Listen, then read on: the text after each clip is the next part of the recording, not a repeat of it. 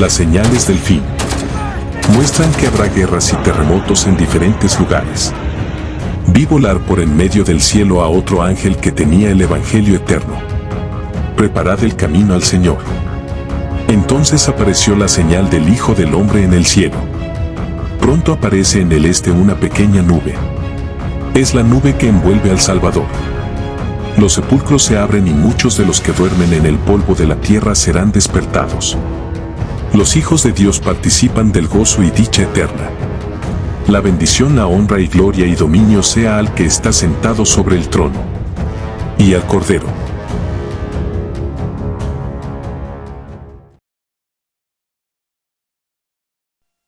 Antes de entrar en la entrevista de hoy con Walter Bate, puedes marcar la diferencia como evangelista simplemente dando a me gusta al programa. Ayuda a que se difunda y a aumentar la calificación para que más gente escuche el contenido. Entonces queremos saber qué piensa. Por favor, escriba un comentario. Y lo mejor de todo es que si te suscribes, que Dios te bendiga y disfrutes del programa. Hola amigos, Pastor Doug Batchelor, y queremos darles la bienvenida a un Fact Spotlight muy especial y asombroso. Tenemos un invitado especial, mi amigo, el profesor Walter Fate. Ha venido desde Sudáfrica. Es un viaje largo. Amén. Eso es un viaje largo. Sí, ya lo he hecho antes. Y fue, por lo que recuerdo, el vuelo más largo de mi vida. Llevaba a mi hijo conmigo y se mantuvo despierto, de 8 años, durante todo el vuelo hasta que aterrizamos en Salt Lake City. Y luego se quedó dormido cuando estábamos bajando del avión. ¡Qué oportuno! Sí, lo fue, sí. Tuve que llevarlo en todas las maletas porque se había desmayado por completo. Fue un vuelo muy largo y realmente apreciamos que haya venido. Y el pastor Fate está con el ministerio Choque de Mentes y sé que muchos de nuestros espectadores ven Amazing Facts. También ven sus presentaciones WhatsApp Prof. Y otros donde él analiza las escrituras, la profecía bíblica, las enseñanzas sobre la salud y mucho más. Y creo que hicimos nuestro primer programa juntos, hace 20 años o más.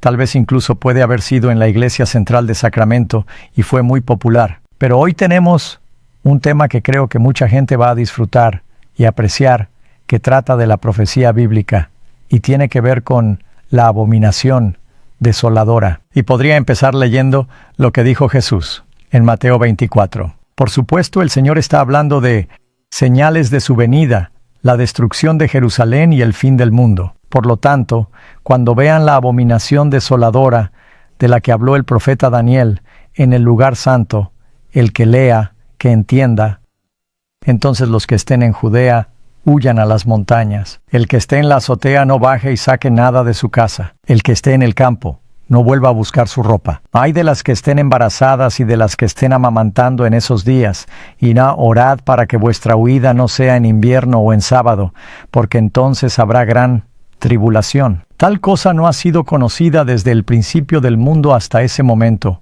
ni lo será jamás. Y a menos que esos días se acortaran, ningún ser humano se salvaría. Pero por el bien de los elegidos, esos días serán acortados.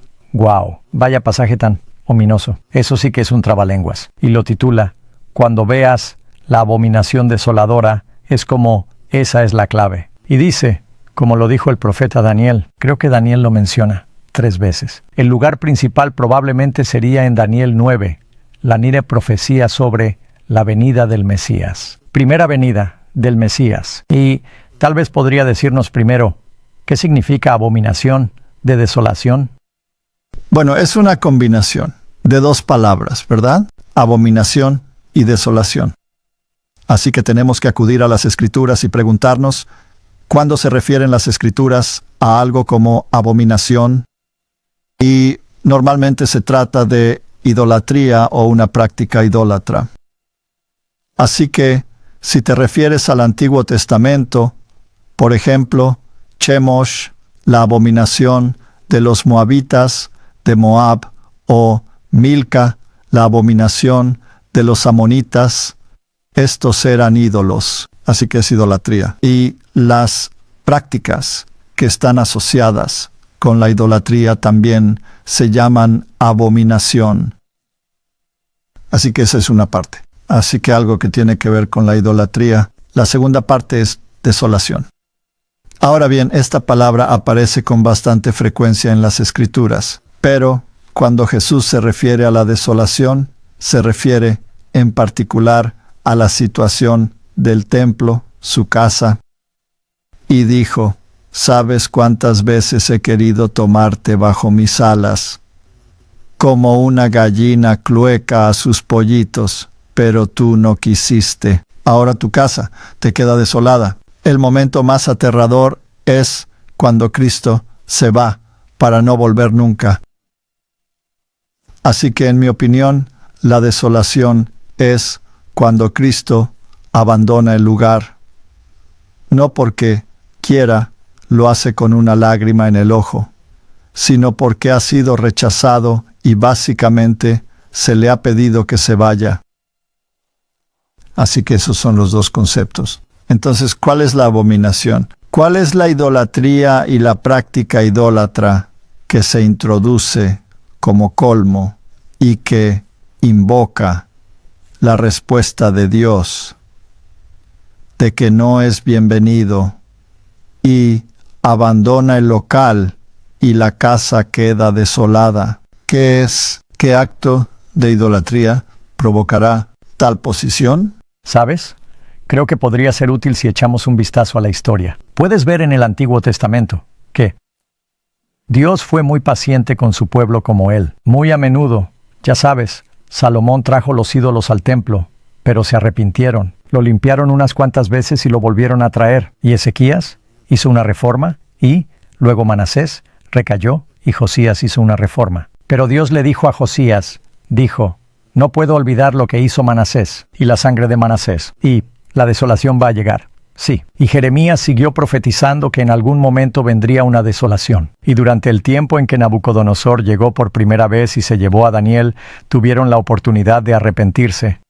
No destruyó completamente el templo la primera vez, pero Sedequías no se arrepintió, y Ezequías y Jeremías les habían advertido que iba a venir una desolación. Y debido a esos años de idolatría, en algún momento Dios retiró, como usted dice, su protección. Nabucodonosor vino la última vez, desoló el templo, todo quedó destruido. Así que muchas veces estás pensando en este poder babilónico. Babilonia vuelve a aparecer. En el Apocalipsis, el poder babilónico vino y desoló el templo. Así que ahora Daniel lo está profetizando y está mirando hacia el futuro, sobre otra abominación desoladora. Y Jesús dice, mirad a Daniel. Y cuando Cristo habla en Mateo 24, los discípulos hacen dos preguntas. ¿Cuándo será esto? ¿Dónde no quede piedra sobre piedra? Y al final del mundo, señales de tu venida. Aplicación.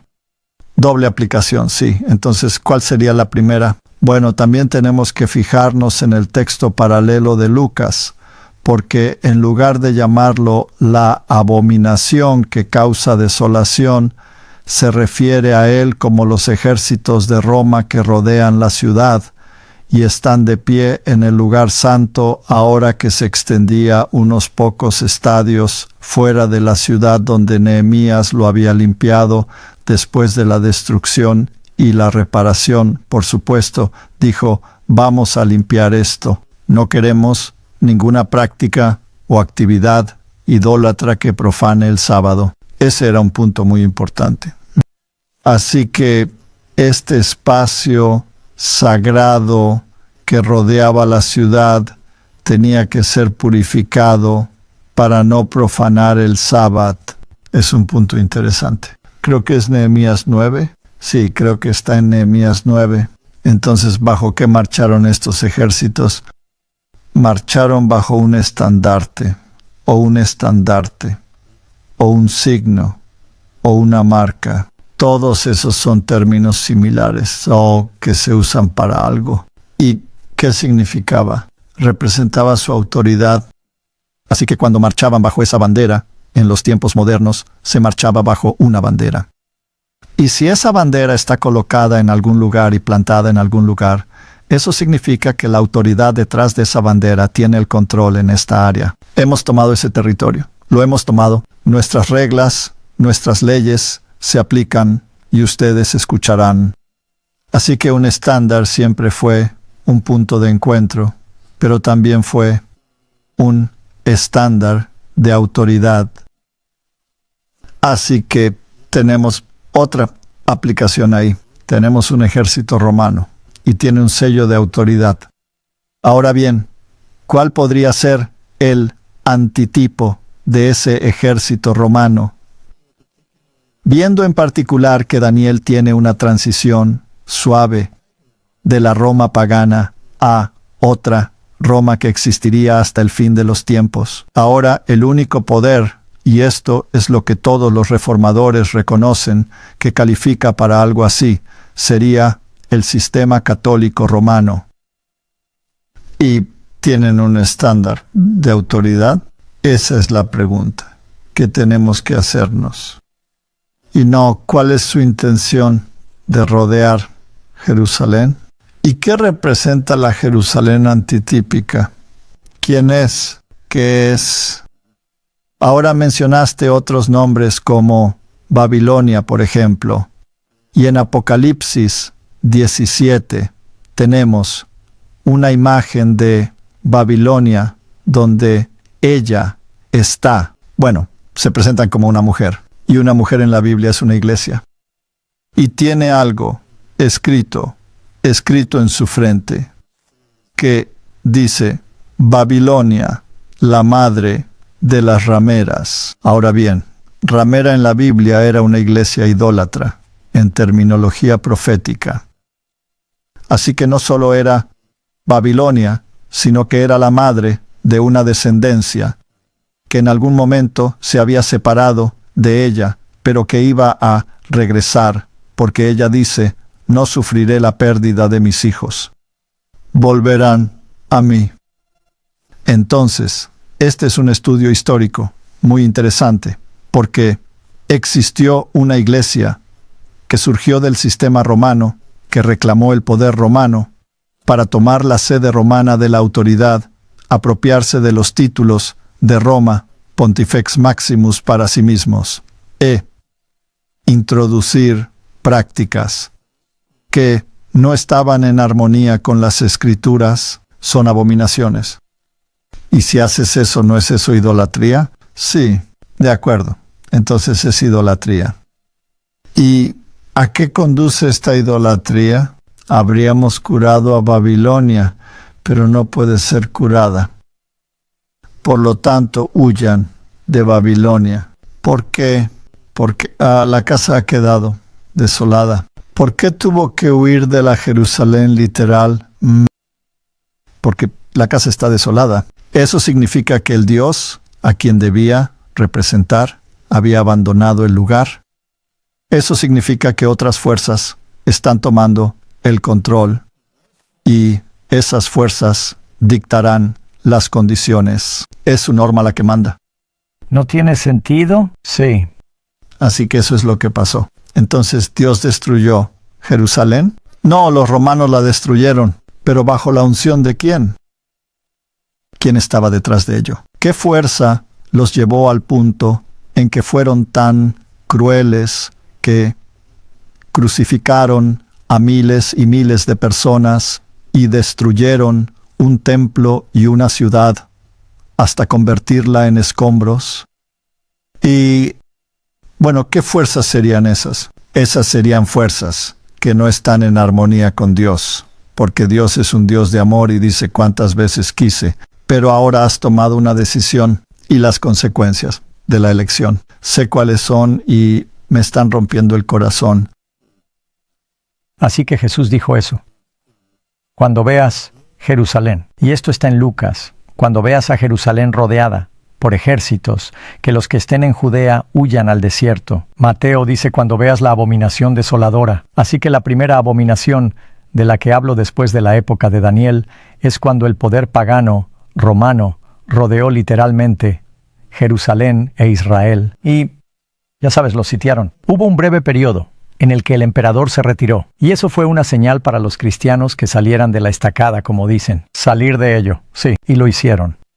Pero luego volvieron, con ganas de venganza. Destruyeron el templo. No quedó piedra sobre piedra. En el año 70 de Cristo se cumplió. Pero luego ves que, como dices, Apocalipsis 17 dice que no es Apocalipsis 12 donde tienes a la Roma pagana. esta bestia con 7 cabezas y 10 cuernos. Ahora una mujer, en Apocalipsis 17, está sentada sobre la Roma pagana. Está sentada sobre esa bestia. Sí. Y es ahora otra forma de ella. En el Apocalipsis capítulo 12, esa bestia es claramente Roma. Y las coronas en las cabezas. Es solo más tarde que las coronas se mueven a los cuernos. Así que tenemos una progresión en el tiempo. Primero, en las cabezas, eso es la Roma pagana. Y ella persiguió al niño varón.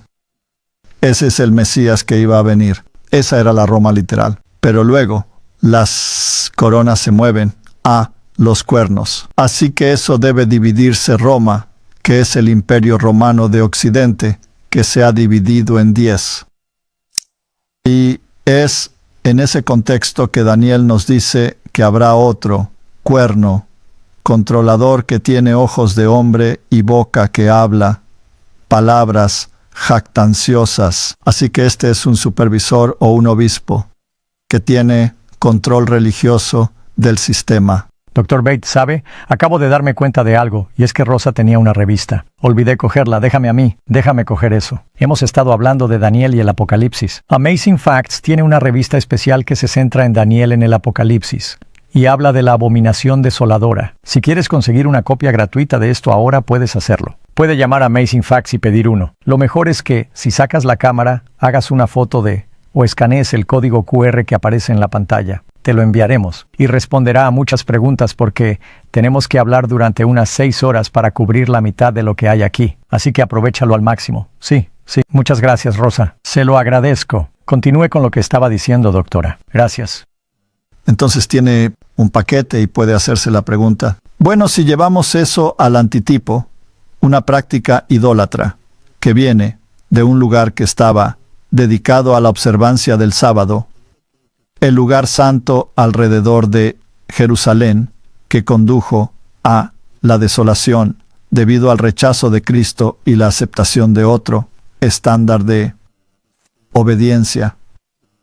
Entonces, podríamos sacarlo adelante y decir que algo similar debe estar sucediendo en el último tiempo, en los últimos días. Así que la ley de Dios debe dejarse de lado. Otra ley, otra norma, otra marca deben ocupar su lugar. Y la autoridad que está asociada con el estándar es una que usurpa la autoridad de Dios. ¿Sabe, Dr. Fate?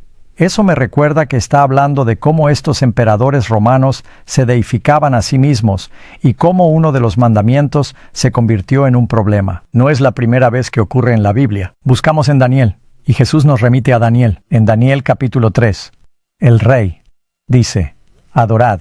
Como os digo que adoréis o seréis asesinados. Y en realidad tiene una imagen involucrada. Así que hay idolatría y adoración o muerte, que es lo que se ve en el Apocalipsis 13. Adora la imagen de la bestia o muere. Luego llegas al capítulo 6 de Daniel, y ahora es el rey de Persia, Darío o Darío, y él dice, si no me rezas, serás arrojado a los leones. Y así. Lo vemos y aquí toman 2 mandamientos diferentes. El primer mandamiento y el segundo mandamiento. No nos sorprendería en los últimos días si el diablo no utilizara la misma idea y dijera, voy a elegir uno de los mandamientos.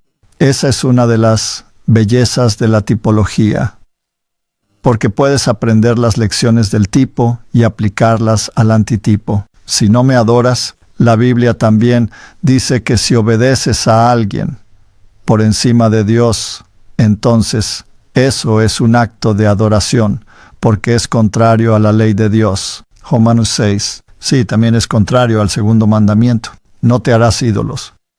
Y Nabucodonosor en ese momento desafió la palabra de Dios, de que iba a haber una división y una toma de poder de Babilonia. Y decidió que iba a hacer la estatua de oro de arriba abajo para decir, Babilonia nunca desaparecerá. Ahora, si ese es el caso, entonces podría imaginar que si vamos a principados y poderes, esa era su intención, que la religión babilónica, que era una religión paralela falsificada, nunca sería destruida. Y así, si vas a la división de las criaturas, Entonces tienes, en Daniel capítulo 7, tienes las bestias y tienen la cabeza de un león. Y luego, ya sabes, sigues la estatua de Daniel capítulo 2 y tienes estos animales que representan los distintos reinos. Pero llegas al capítulo 13 del Apocalipsis y están todos ahí. Todos y cada uno. La bestia tiene 7 cabezas. Si cuentas las cabezas del capítulo 7 de Daniel, hay 7. La que habla con él es la boca del león, que es babilónica. Así que, en cierto sentido, Nabucodonosor dijo, mi reino nunca será destruido. Así que la filosofía de Babilonia es lo que sale de la boca. Y en el Apocalipsis capítulo 13, la boca es la boca de un león. Es la filosofía babilónica. Es la adoración de la madre y el hijo. Es una falsificación. Y los otros componentes son más componentes políticos o componentes filosóficos que se le añaden, como Grecia, por ejemplo, el cuerpo de un leopardo. Toda la estructura del catolicismo romano se basa en la ley natural, que es una filosofía griega. Así es como funciona. Y así, si obedeces a este sistema, bajo su estandarte, un estándar de autoridad, entonces en realidad vas a desolar la casa porque has elegido a otra deidad.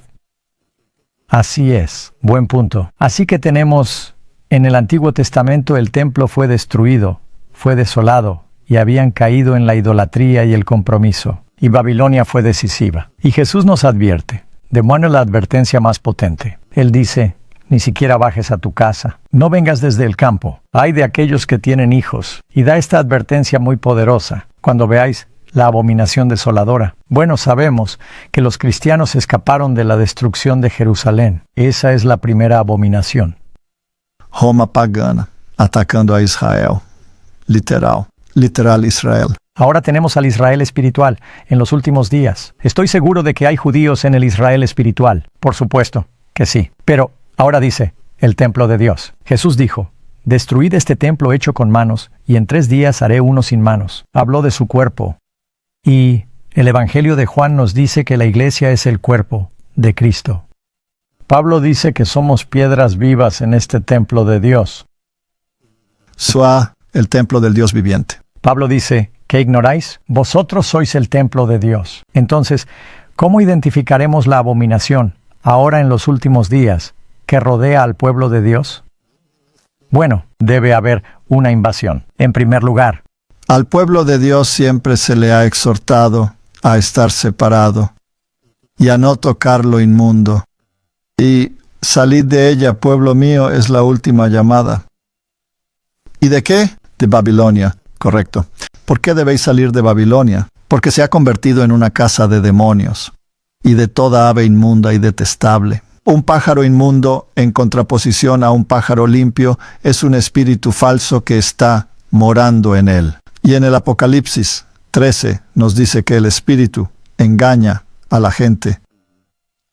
Así que es un espíritu engañoso. Tenemos sistemas religiosos que son parte del sistema babilónico que han regresado a la madre. En otras palabras, debe haber alguna forma de ecumenismo, reconciliación entre las hijas separadas y las demás. Así que debe ser el protestantismo, el que ha regresado a Roma. ¿Y cuánto del protestantismo querría Roma abarcar? Todo, correcto. Y vemos hoy, solo en los últimos años, cuánto los principales movimientos protestantes han intentado reconciliarse con Roma. Sí, y quiero decir, es simplemente impresionante, como dicen, figura retórica. ¿Sabes? Martín Lutero se revolvería en su tumba si hubiera visto cómo celebraron el 5º centenario. Sí, reconciliándose, y se olvidaron de todas las razones. Por cierto, nosotros, ¿por qué protestamos? Y no lo hicieron. Dijeron que la protesta había terminado recientemente. ¿No hicieron una declaración conjunta de justificación? Sí, ahora esa declaración conjunta es probablemente la cosa más idólatra de los tiempos en los que vivimos. Y está tan inteligentemente escrito que no verás que es idolátrico. Parece tan real. Juntos confesamos. sabes que solo por la gracia y a través de las obras salvíficas de Cristo somos justificados? Sí, ahora eso es una abominación. Porque el verdadero es solo por fe y no por gracia. La gracia es un problema, por supuesto, pero si fueras malo conmigo, podría darte gracia, pero no podría salvarte solo por la fe. Es por la fe que eres salvo, nada más. Es por la fe solamente, y no por las obras salvíficas de Cristo, sino por la sangre del Cordero, porque sin derramamiento de sangre no hay perdón de pecados. Así que por la fe solamente, en la sangre expiatoria de Cristo, eres justificado. Eso se ha ido. Lo hemos reemplazado con gracia y lo hemos reemplazado con obras. Y si se toma el tesoro de méritos al que el Papa tiene acceso, entonces eso funciona. O esas obras a las que se hace referencia de Cristo se ponen al mismo nivel que las obras de María o de cualquiera de los santos. Se ponen en la cesta que se llama el tesoro de méritos, que se puede aplicar para darte tiempo libre del purgatorio, creo. El año de esta grabación. Tienen como un año de jubileo en el que el Papa abre una puerta y tienes que ir a Roma, atravesar esta puerta y obtienes un mérito, o un gran mérito extra. Exactamente, atravesar un portal de madera. Y lo que la gente no entiende ahí fuera es que no importa cómo lo mires, si tienes un purgatorio, donde tienes que pagar por tus pecados perdonados, entonces no tienes un portador de pecados. Te conviertes en el portador de los pecados porque en el purgatorio pagas por ellos. Así que el purgatorio es una negación de la expiación. Y los jesuitas han afirmado constantemente que la expiación no era para ustedes, sino que era solo un acto de obediencia. Fueron sus obras. Él fue obediente hasta la muerte, pero no por ti ni por mí. Aún tienes que soportar tus propios pecados y hacer tu propia penitencia. Eso es la salvación por obras. Esa es la marca de Caín. Eso es, sí, es ofrecer el fruto de sus labores en su lugar. Así que esta espantosa advertencia que da Jesús, cuando veas la abominación desoladora y cuando veas que estás siendo acorralado, y ya sabes, entre las cosas que acabo de leer, siempre estoy leyendo la Biblia. Hoy estoy en Deuteronomio 28. ¿Qué? La parte inicial es estupenda. Son las bendiciones. Las últimas 3/4 partes son las maldiciones, que son aterradoras. Sí. Y dice, ya sabes, si te vuelves a otros dioses e ídolos, estas maldiciones caerán sobre ti. Esto es lo que sucederá. Sí. Y entre las abominaciones que Moisés menciona, no, particularmente allí en el capítulo 28, pero dijo, la distinción entre hombres y mujeres, si una mujer se pone la ropa de un hombre, si un hombre se pone la ropa de una mujer, es una abominación. Y creo que la palabra abominación aparece 175 veces en la Biblia. 2 palabras en el Antiguo Testamento, 2 palabras en él, que se usan en el griego. ¿No es esa traducción la que pertenece a un hombre? Sí, sí. Y luego, por supuesto, si los hombres trataran a las mujeres como a hombres y viceversa, se consideraría una abominación. Ahora, la razón por la que menciono esto no es para ser políticamente volátil, sino porque es una señal de que, ya sabes, entre las cosas, las prácticas idólatras de nuestra sociedad actual, todo en la creación está siendo atacado. El sábado formaba parte de la creación. El matrimonio era parte de la creación. La distinción. Dios los hizo varón y mujer. Está siendo atacado. La familia. Y, ya sabes, así podemos ver las banderas de Roma rodeando el templo de Dios. Ahora. Sí, ahora la idolatría siempre fue parte del antiguo Israel. Siempre hubo un porcentaje de idolatría. Y el porcentaje variaba mucho, de rey a rey, de rey a rey. Bajo Manasés fue muy malo. Bajo Josías mejoró, etcétera, etcétera. Pero la abominación de la desolación está apuntando a la gota que colma el vaso. Entonces, ya sabes, cuando miras el sistema, cuando entra en vigor esta última gota, es cuando ignoras oficialmente la autoridad de Dios por otra persona. Y esto es exactamente lo que ocurre en esos 3 sistemas religiosos. En los 3 Cristo es negado, porque el dragón es el enemigo final de Cristo. El otro es un usurpador. Toma el lugar de Jesucristo y dice, he cambiado la ley, y soy la nueva autoridad en tu vida. He tenido una muerte y he tenido una resurrección y me obedeceréis. Y el otro dice, escuchemos al Espíritu. Así que quita el énfasis, porque se supone que el Espíritu debe conducir a Cristo y a su palabra. Ahora, la emoción se convierte en normativa. Las tres son negaciones de Cristo. Sí, ahora, Jesús dijo, cuando sucedan estas cosas, habrá un tiempo de angustia, como nunca ha habido.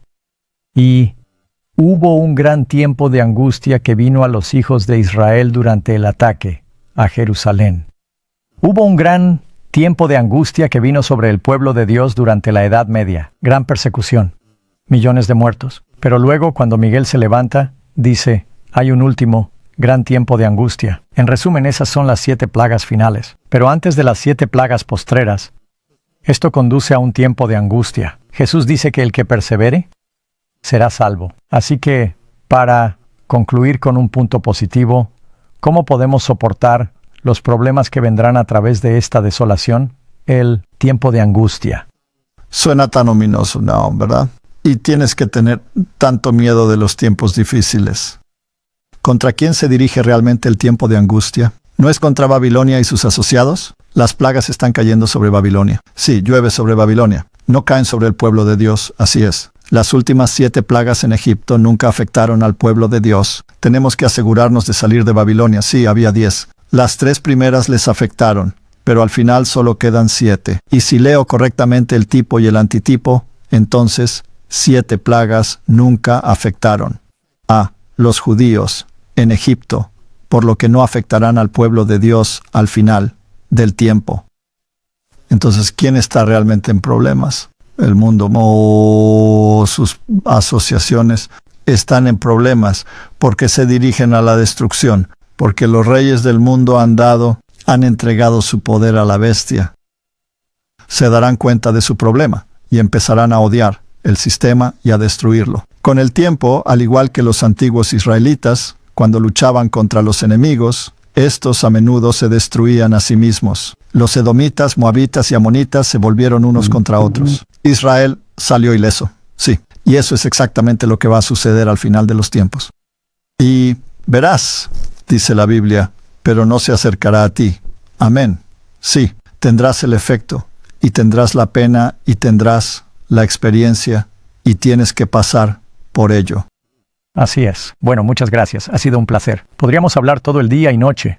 Creo que lo pasaríamos bien, sí. Ahora, si alguien quiere conectar con usted o comunicarse, ¿tiene un sitio web que pueda compartir? clashofminds.com. clashofminds.com, vale, amigos, lo veréis en la pantalla. Y queremos darles las gracias por venir. Gracias, amigos, por acompañarnos en este hecho especial y sorprendente. Spotlight. Permanezcan atentos. Echa un vistazo a nuestros otros programas que tenemos en este canal y manténnos en tus oraciones. Más tarde estudiaremos juntos de nuevo.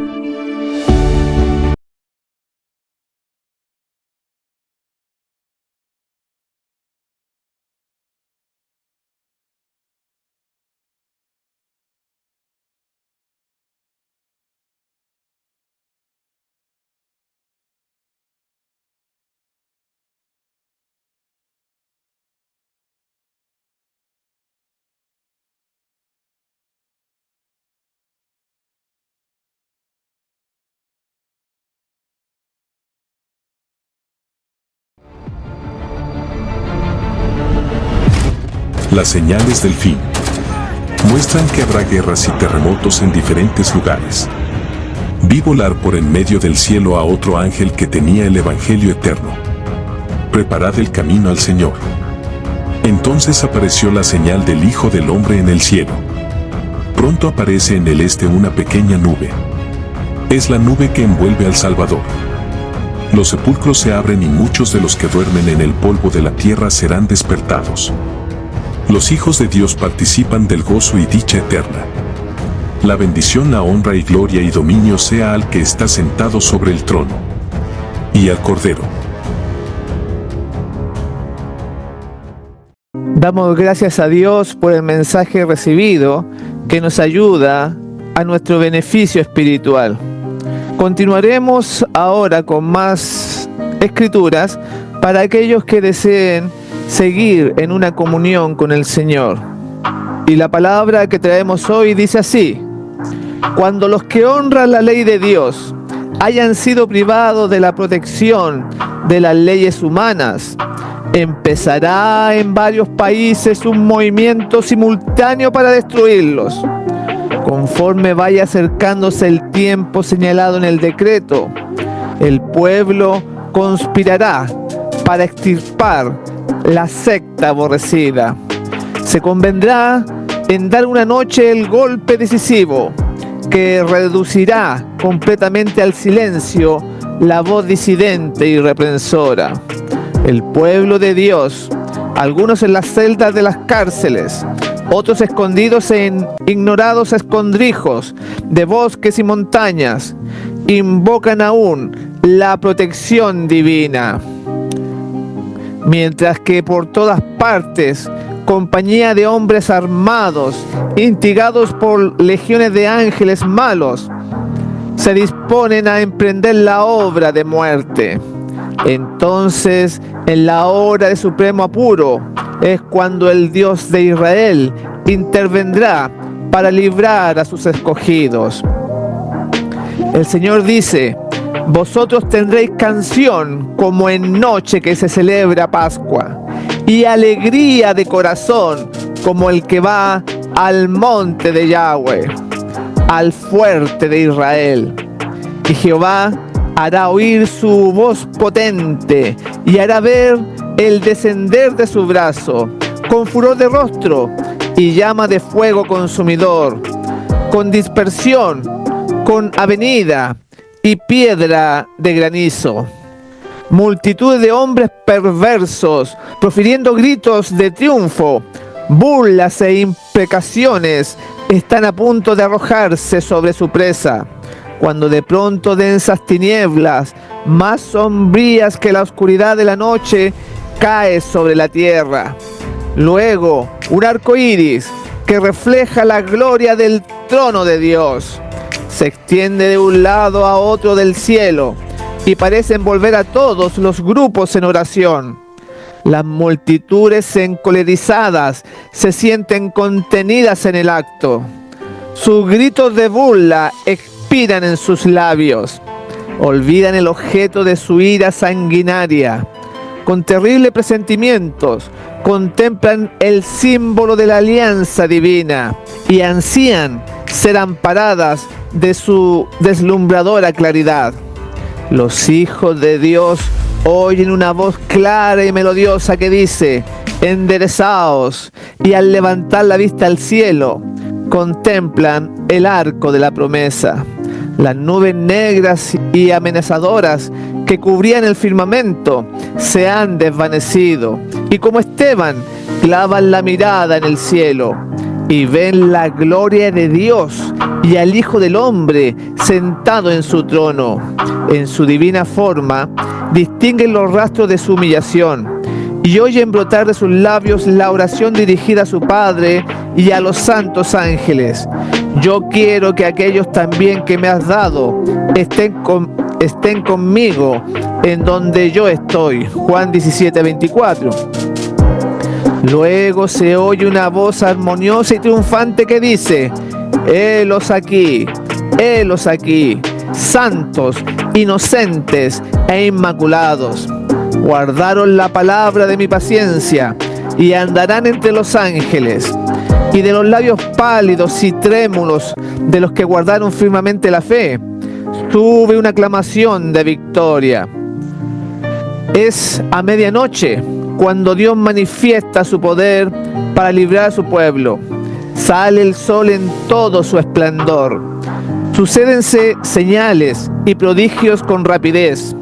Los malos miran la escena con terror y asombro, mientras los justos contemplan con gozo las señales de su liberación. La naturaleza entera parece trastornada. Los ríos dejan de correr. Nubes negras y pesadas se levantan y chocan unas con otras. En medio de los cielos conmovidos hay un claro de gloria indescriptible, de donde baja la voz de Dios, semejante al ruido de muchas aguas, diciendo: hecho es. Esa misma voz sacude los cielos y la tierra. Síguese un gran terremoto, cual no fue jamás desde que los hombres han estado sobre la tierra. El firmamento parece abrirse y cerrarse. La gloria del trono de Dios parece cruzar la atmósfera. Los montes son movidos como una caña al soplo del viento, y las rocas quebrantadas se esparcen por todos lados. Se oye un estruendo como de cercana tempestad. El mar es azotado con furor. Se oye el silbido del huracán, como voz de demonios en misión de destrucción. Toda la tierra es alborotada e hincha como las olas del mar. Su superficie se raja, sus mismos fundamentos parecen ceder. Se hunden cordilleras, desaparecen islas habitadas. Los puertos marítimos que se volvieron como Sodoma por su corrupción son tragados por las enfurecidas olas. La grande Babilonia vino en memoria delante de Dios para darle el cáliz del vino del furor de su ira. Pedrisco grande, cada piedra como del peso de un talento, hace su obra de destrucción. Las más soberbias ciudades de la tierra son arrasadas. Los palacios suntuosos en que los magnates han malgastado sus riquezas en provecho de su gloria personal caen en ruinas ante su vista. Los muros de las cárceles se parten de arriba abajo y son libertados los hijos de Dios que habían sido apresados por su fe. Los sepulcros se abren y muchos de los que duermen en el polvo de la tierra serán despertados, unos para vida eterna y otros para vergüenza y confusión perpetua. Todos los que murieron en la fe del mensaje del tercer ángel salen glorificados de la tumba para oír el pacto de paz que Dios hace con los que guardaron su ley, los que le traspasaron, los que se mofaron y se rieron de la agonía de Cristo y de los enemigos más acérrimos de su verdad y de su pueblo, son resucitados para mirarle en su gloria y para ver el honor con que serán recompensados los fieles y obedientes. Densas nubes cubren aún el firmamento. Sin embargo, el sol se abre paso de vez en cuando, como si fuese el ojo vengador de Jehová. Fieros relámpagos rasgan el cielo con fragor, envolviendo la tierra en claridad de llamaradas. Por encima del ruido aterrador de los truenos, se oyen voces misteriosas y terribles que anuncian la condenación de los impíos. No todos entienden las palabras pronunciadas, pero los falsos maestros las comprenden perfectamente. Los que poco antes eran tan temerarios, jactanciosos y provocativos, y que tanto se regocijaban al ensañarse con el pueblo de Dios, observador de sus mandamientos, se sienten presa de consternación y tiemblan de terror. Su llanto domina el ruido de los elementos. Los demonios confiesan la divinidad de Cristo y tiemblan ante su poder, mientras que los hombres claman por misericordia y se revuelcan en terror abyecto. Al considerar el día de Dios en santa visión, los antiguos profetas exclamaron: aullad, porque está cerca el día de Jehová. Vendrá como asolamiento del Todopoderoso.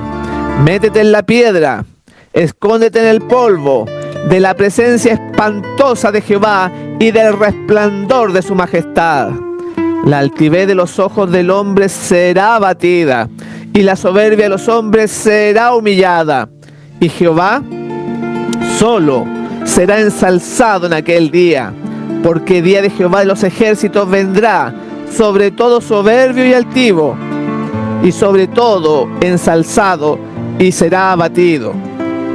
Aquel día arrojará el hombre a los topos y murciélagos, sus ídolos de plata y sus ídolos de oro, que le hicieron para que adorase. y se entrarán en las hendiduras de las rocas y en las cavernas de las peñas, por la presencia formidable de Jehová y por el resplandor de su majestad, cuando se levantare para herir la tierra. Por un desgarrón de las nubes, una estrella arroja rayos de luz, cuyo brillo queda cuadruplicado por el contraste con la oscuridad. Significa esperanza y júbilo para los fieles, pero severidad para los transgresores de la ley de Dios. Los que todos lo sacrificaron por Cristo, entonces, seguros como escondidos en los pliegues del pabellón de Dios, fueron probados y ante el mundo y los despreciadores de la verdad demostraron su fidelidad a aquel que murió por ellos. Un cambio maravilloso se ha realizado en aquellos que conservaron su integridad ante la misma muerte. Han sido librados como por ensalmo de la sombría y terrible tiranía de los hombres vueltos demonios. Sus semblantes, poco antes tan pálidos, tan llenos de ansiedad y tan macilentos, brillan ahora de admiración, fe y amor. Sus voces se elevan en canto triunfal. Dios es nuestro refugio y fortaleza, socorro muy bien experimentado en las angustias. Por tanto, no temeremos, aunque la tierra sea removida, y aunque las montañas se trasladen al centro de los mares, aunque bramen y se turben sus aguas, aunque tiemblen las montañas a causa de su bravura. Mientras estas palabras de santa confianza se elevan hacia Dios, las nubes se retiran y el cielo estrellado brilla con esplendor indescriptible en contraste con el firmamento negro y severo en ambos lados. La magnificencia de la ciudad celestial rebosa por las puertas entreabiertas. Entonces aparece en el cielo una mano que sostiene dos tablas de piedra puestas una sobre otra. El profeta dice: denunciarán los cielos su justicia, porque Dios es el juez. Esta ley santa, justicia de Dios, que entre truenos y llamas fue proclamada desde el Sinaí como guía de la vida, se revela ahora a los hombres como norma del juicio. La mano abre las tablas en las cuales se ven los preceptos del decálogo inscritos como con letras de fuego. Las palabras son tan distintas que todos pueden leerlas. La memoria se despierta, las tinieblas de la superstición y de la herejía desaparecen de todos los espíritus, y las 10 palabras de Dios, breves, inteligibles y llenas de autoridad, se presentan a la vista de todos los habitantes de la tierra. Es imposible describir el horror y la desesperación de aquellos que pisotearon los santos preceptos de Dios. El Señor les había dado su ley, con la cual hubieran podido comparar su carácter y ver sus defectos, mientras que había aún oportunidad para arrepentirse y reformarse. Pero con el afán de asegurarse el favor del mundo, pusieron a un lado los preceptos de la ley y enseñaron a otros a transgredirlos. Se empeñaron en obligar al pueblo de Dios a que profanase su sábado. Ahora los condena aquella misma ley que despreciaron. Ya echan de ver que no tienen disculpa. Eligieron a quien querían servir y adorar. Entonces vosotros volveréis y echaréis de ver la diferencia que hay entre el justo y el injusto, entre aquel que sirve a Dios y aquel que no le sirve. Los enemigos de la ley de Dios, desde los ministros hasta el más insignificante entre ellos, adquieren un nuevo concepto de lo que es la verdad y el deber. Reconocen demasiado tarde que el día de reposo del cuarto mandamiento es el sello del Dios vivo. Ven demasiado tarde la verdadera naturaleza de su falso día de reposo, el fundamento arenoso sobre el cual construyeron. Se dan cuenta de que han estado luchando contra Dios. Los maestros de la religión condujeron las almas a la perdición mientras profesaban guiarlas hacia las puertas del paraíso. No se sabrá antes del día del juicio final cuán grande es la responsabilidad de los que desempeñan un cargo sagrado y cuán terribles son los resultados de su infidelidad. Solo en la eternidad podrá apreciarse debidamente la pérdida de una sola alma. Terrible será la suerte de aquel a quienes Dios diga: apártate, mal servidor. Desde el cielo se oye la voz de Dios que proclama el día y la hora de la venida de Jesús y promulga a su pueblo el pacto eterno. Sus palabras resuenan por la tierra como el estruendo de los más estrepitosos truenos. El Israel de Dios escucha con los ojos elevados al cielo. Sus semblantes se iluminan con la gloria divina y brillan cual brillara el rostro de Moisés cuando bajó del Sinaí. Los malos no los pueden mirar, y cuando la bendición es pronunciada sobre los que honraron a Dios, santificando su sábado, se oye un inmenso grito de victoria. Pronto aparece en el este una pequeña nube negra de un tamaño como la mitad de la palma de la mano. Es la nube que envuelve al Salvador y que a la distancia parece rodeada de oscuridad. El pueblo de Dios sabe que es la señal del Hijo del Hombre. En silencio solemne la contemplan mientras va acercándose a la tierra, volviéndose más luminosa y más gloriosa hasta convertirse en una gran nube blanca, cuya base es como fuego consumidor, y sobre ella el arco iris del pacto. Jesús marcha al frente como gran conquistador. Ya no es varón de dolores, que haya de beber el amargo cáliz de la ignominia y de la maldición. Victorioso en el cielo y en la tierra, viene a juzgar a vivos y muertos. Fiel y veraz en justicia, juzga y hace guerra, y los ejércitos que están en el cielo le seguían. Con cantos celestiales, los santos ángeles en inmensa e innumerable muchedumbre le acompañan en el descenso. El firmamento parece lleno de formas radiantes, millones de millones y millares de millares. Ninguna pluma humana puede describir la escena, ni mente mortal alguna es capaz de concebir su esplendor. Su gloria cubre los cielos y la tierra se llena de su alabanza. También su resplandor es como el fuego. A medida que va acercándose la nube viviente, todos los ojos ven al príncipe de la vida. Ninguna corona de espinas hiere ya sus sagradas sienes, ceñidas ahora por gloriosa diadema. Su rostro brilla más que la luz deslumbradora del sol a mediodía, y en su vestidura y en su muslo tiene escrito este nombre: Rey de Reyes y Señor de Señores. Ante su presencia hanse tornado pálidos todos los rostros. El terror de la desesperación eterna se apodera de los que han rechazado la misericordia de Dios. Se deslía el corazón y se baten las rodillas y palidece el rostro de todos. Los justos gritan temblando: ¿quién podrá estar firme? Termina el canto de los ángeles y sigue un momento de silencio aterrador. Entonces se oye la voz de Jesús que dice: bastaos mi gracia. Los rostros de los justos se iluminan y el corazón de todos se llena de gozo.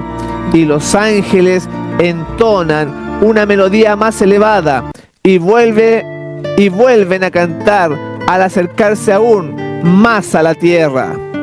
El Rey de Reyes desciende en la nube, envuelto en llamas de fuego. El cielo se recoge como un libro que se enrolla.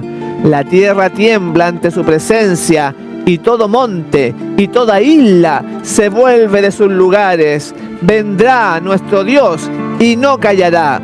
Fuego consumirá delante de él, y en derredor suyo habrá tempestad grande. Convocará a los cielos de arriba y a la tierra para juzgar a su pueblo. Y los reyes de la tierra, y los príncipes, y los ricos, y los capitanes, y los fuertes, y todo siervo y todo libre, se escondieron en las cuevas y entre las peñas de los montes, y decían a los montes y a las peñas: caed sobre nosotros y escondednos de la cara de aquel que está sentado sobre el trono y de la ira del Cordero, porque el gran día de su ira es venido. ¿Y quién podrá estar en pie? Cesaron las burlas, callan los labios mentirosos, el choque de las armas y el tumulto de la batalla, con revolcamiento de vestidura en sangre, han concluido. Solo se oyen ahora voces de oración, llanto y lamentación. De las bocas que se mofaban poco antes, estalla el grito: el gran día de su ira es venido. ¿Y quién podrá estar firme? Los impíos piden ser sepultados bajo las rocas de las montañas, antes que ver la cara de aquel a quien han despreciado y rechazado. Conocen esa voz que penetra hasta el oído de los muertos. ¿Cuántas veces sus tiernas y quejumbrosas modulaciones nos lo han llamado al arrepentimiento? ¿Cuántas veces no ha sido oída en las conmovedoras exhortaciones de un amigo, de un hermano, de un redentor? Para los que rechazaron su gracia, ninguna otra podría estar tan llena de condenación ni tan cargada de acusaciones como esta voz que tan a menudo exhortó con estas palabras: volveos, volveos de vuestros caminos malos, pues ¿por qué moriréis? Oh, si solo fuera para ellos la voz de un extraño. Jesús dice: por cuanto llamé y no quisisteis, extendí mi mano y no hubo quien escuchase. Antes desechasteis todo consejo mío y mi reprensión no quisisteis. Esa voz despierta recuerdos que ellos quisieron borrar, de avisos despreciados, invitaciones rechazadas, privilegios desdeñados. Allí están los que se mofaron de Cristo en su humillación. Con fuerza penetrante acuden a su mente las palabras del varón de dolores, cuando, conjurado por el sumo sacerdote, declaró solemnemente: desde ahora veréis al Hijo, desde ahora habéis de ver al Hijo del Hombre sentado a la diestra de la potencia de Dios, y que viene en las nubes del cielo. Ahora le ven en su gloria, y deben verlo aún sentado a la diestra del poder divino. Los que pusieron en ridículo su acerto de ser el Hijo de Dios enmudecen ahora. Allí está el altivo Herodes, que se burló de su título real y mandó a los soldados escarnecedores que le coronaran. Allí están los hombres mismos que con manos impías pusieron sobre su cuerpo el manto de grana, sobre sus sagradas sienes la corona de espinas y en su dócil mano un cetro burlesco, y se inclinaron ante él con burlas de blasfemia. Los hombres que golpearon y escupieron al príncipe de la vida tratan de evitar ahora su mirada penetrante y de huir de la gloria abrumadora de su presencia. Los que atravesaron con clavos sus manos y sus pies, los soldados que le abrieron el costado, consideran esas señales con terror y remordimiento. Los sacerdotes y los escribas recuerdan los acontecimientos del Calvario con claridad aterradora. Llenos de horror, recuerdan cómo, moviendo sus cabezas con arrebato satánico, exclamaron: a otros salvó, ¿a sí mismo no puede salvar? Si es el Rey de Israel, descienda ahora de la cruz y creeremos en Él. Confió en Dios, líbrele ahora si le quiere. ¿Recuerdan a lo vivo la parábola de los labradores que se negaron a entregar a su Señor los frutos de la viña, que maltrataron a sus siervos y mataron a su hijo? También recuerdan la sentencia que ellos mismos pronunciaron: a los malos destruirá miserablemente el Señor de la viña. Los sacerdotes y escribas ven el pecado y el castigo de aquellos malos labradores, su propia conducta y su propia y merecida suerte. Y entonces se levanta un grito de agonía mortal, más fuerte que los gritos de sea crucificado, que resonaron por las calles de Jerusalén. Estalla el clamor terrible y desesperado: es el Hijo de Dios, es el verdadero Mesías. Tratan de huir de la presencia del Rey de Reyes. En vano tratan de esconderse en las hondas cuevas de la tierra desgarrada por la conmoción de los elementos. En la vida de todos los que rechazan la verdad, hay momentos en que la conciencia se despierta, en que la memoria evoca el recuerdo aterrador de una vida de hipocresía y el alma se siente atormentada de vanos pesares. Mas, ¿qué es eso comparado con el remordimiento que se experimentará aquel día cuando viniere cual huracán vuestro espanto y vuestra calamidad como torbellino? Los que habrían querido matar a Cristo y a su pueblo fiel son ahora testigos de la gloria que descansa sobre ellos. En medio de su terror, oyen las voces de los santos que exclaman en unánime júbilo: he aquí, este es nuestro Dios, le hemos esperado y Él nos salvará.